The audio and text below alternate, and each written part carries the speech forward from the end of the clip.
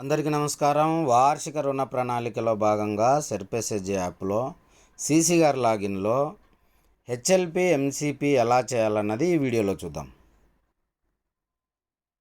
ఈ విధంగా 5 ఆప్షన్స్ వస్తాయి.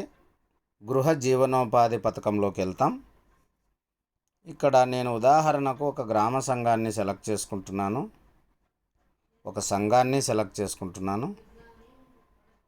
ఇక్కడ సంఘం సెలెక్ట్ చేయగానే మనకు ఎన్ఆర్ఎల్ఎం కోడ్ వస్తుంది. కింద చూడండి, సంఘ నిధి మొత్తం వివరాలు అని అడుగుతుంది.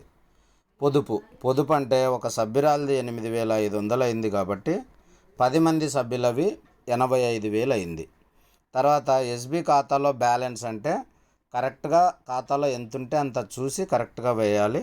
92,342 రూపాయలు ఉన్నది. ఇక్కడ సిఐఎఫ్ అప్పు నిలువ అంటే ఈ సంఘానికి లేదు కాబట్టి 0 పెడుతున్నాను. అంతర్గత అప్పు లేదు కాబట్టి 0 పెడుతున్నాను. ఏ సంఘానికైనా ఉంటే ఉన్నట్టు నమోదు చేయాలి. ఇక్కడ డిపాజిట్లు కూడా ఈ సంఘం దగ్గర ఏమి లేవు కాబట్టి 0 పెట్టి కింద తదుపరి సెలెక్ట్ చేస్తున్నాను.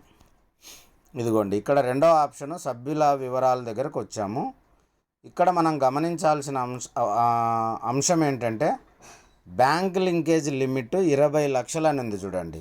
ఈ సంఘానికి ఉన్నటువంటి లిమిట్ మనకి ఇక్కడ కనిపిస్తుంది. ఈ సంఘానికి 20 లక్షల వరకు లిమిట్ ఉంది. మనం ఇప్పుడు రుణ ప్రణాళిక 20 లక్షలు చేయొచ్చును. లేదు వీళ్ళకి జీవనోపాధులు ఇంకా బాగున్నాయి, ఇంకా ఎక్కువ ఇవ్వచ్చు అంటే ఆ ఎక్కువ ఇచ్చే అమౌంట్ శ్రీనిధి నుంచా, సిఐఎఫ్ నుంచా, ఉన్నతి నుంచా కూడా ఇవ్వచ్చు. కాబట్టి ఈ 20 లక్షలకు లిమిట్కి ఏ విధంగా చేయాలి అన్నది ఒక్క సభ్యురాలని ఉదాహరణకు చూద్దాం. నేను ఫస్ట్ సభ్యురాలు ఓబులమ్మ గారిని సెలెక్ట్ చేసుకుంటున్నాను. ఇదిగోండి, ఓబులమ్మ గారి పేరు, ఐడి నెంబర్ డిస్ప్లే అవుతుంది. ఇక్కడ సభ్యురాలు వివరాలు అని చూడండి.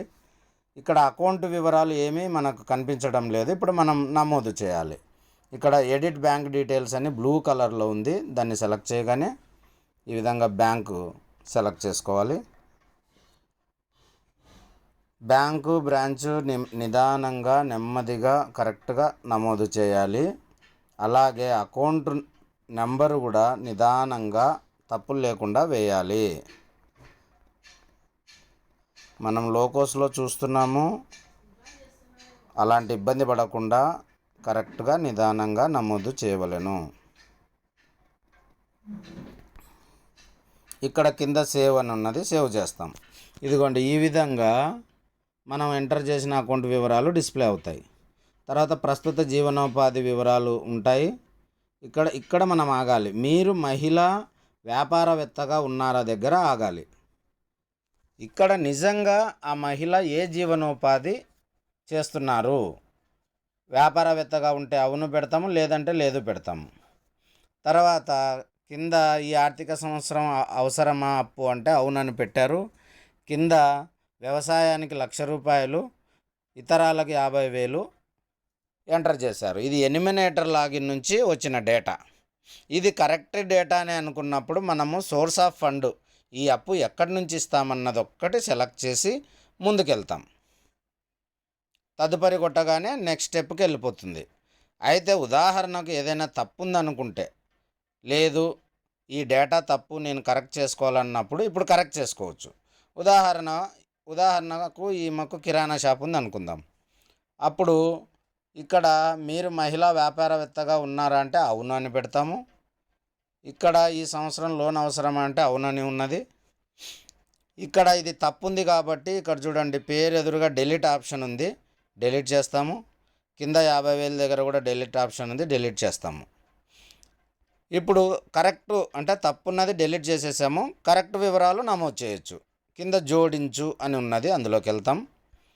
కార్యక్రమము, ట్రేడింగు, ఈమెకు కిరాణా షాప్ ఉన్నది కాబట్టి ఏదైతే ఉందో కరెక్ట్ వివరాలు, జీవనోపాధి మనం నమోదు చేసాము.